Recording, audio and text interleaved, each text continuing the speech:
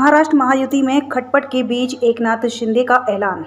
दिल्ली में बीजेपी को सपोर्ट करेगी शिवसेना। एकनाथ शिंदे सेना ने निर्णय लिया है कि दिल्ली विधानसभा चुनाव में वह उम्मीदवार नहीं उतारेगी बल्कि बीजेपी का समर्थन करेगी। शिवसेना ने यह फैसला बीजेपी के वोटों का विभाजन रोकने के लिए लिया है।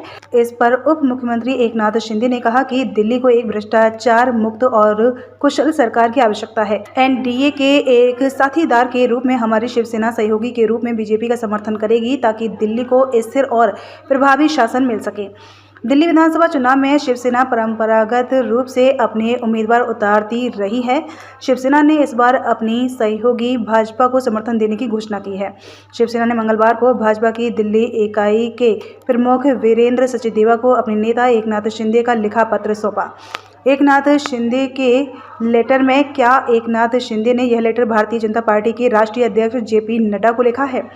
महाराष्ट्र के उप मुख्यमंत्री ने कहा, शिवसेना ने दिल्ली विधानसभा चुनाव में भाजपा के सभी उम्मीदवारों को सक्रिय रूप से समर्थन देने का फैसला किया है।